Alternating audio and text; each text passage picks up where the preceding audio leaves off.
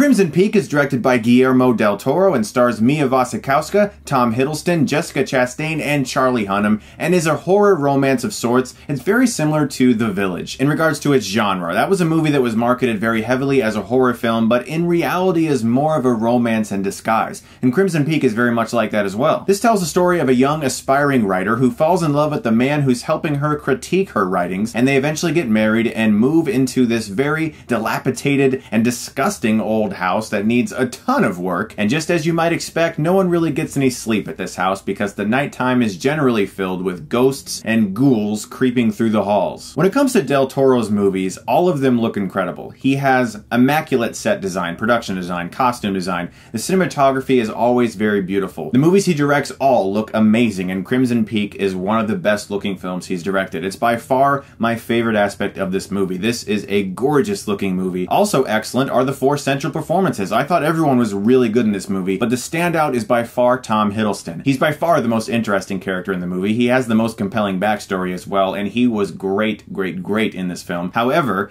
overall, I was disappointed with Crimson Peak, and largely that's because of something that Del Toro has been doing as of late. Making really beautiful movies that look incredible that have virtually no substance. One of the most glaring problems that I had with Crimson Peak is that our main hero has virtually no arc. She starts in one place, and at the end of the film, she is basically in the same place, if not a worse place, hasn't learned much of anything, and there isn't really anything special about her character. At least half of this movie is her waking up in the middle of the night, hearing a noise in the hallway, slowly walking through the hallway while holding a candle while some CGI thing eventually pops out at her. This scene occurs consecutively about 4 times, and you get to the point where you're wondering, is this movie really going anywhere? Are we gonna get to anything besides her just creeping through the hallways and hearing strange stuff at night? The first act of the movie is really about her getting to know Tom Hiddleston and their romance that develops, and once they eventually decide to go somewhere with that, almost the entire rest of the movie is simply what I just said. Her hearing strange noises, wandering through the halls, and then finding what Minority Report called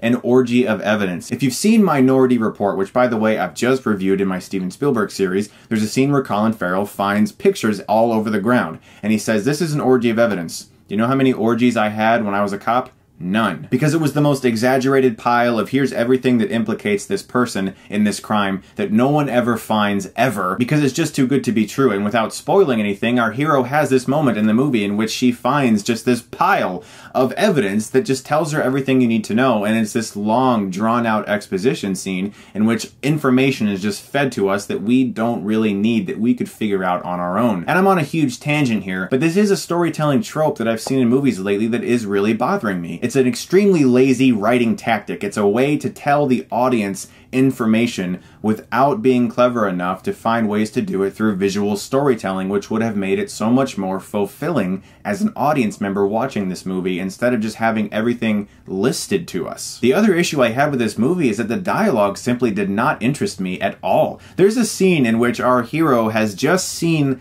ghosts walking through the halls, and she's terrified, she's crying, and Tom Hiddleston walks up to her and goes, "Don't worry, tomorrow we'll go to the post office." Ah yes, the mystical post office that cures all our ills. All of that being said, the last 15 minutes of this movie are great. They're what I wanted the whole movie to be like. The last 15 minutes are intense and exciting and gory, and I was like, wow, this is what Crimson Peak should have been like. The last 15 minutes are fantastic, but the entire rest of the film feels like it's leading to something that finally happens in that last 10 minutes, but I could never see myself watching the beginning of this movie again, so unfortunately, Crimson Peak disappointed me. It is yet another Del Toro movie that looks magnificent, that simply doesn't have much substance to it. Go out and watch Pan's Labyrinth. That would be my recommendation to you, or the first 2 Hellboy movies. Those are by far his best films in my opinion. I'm going to give Crimson Peak a C.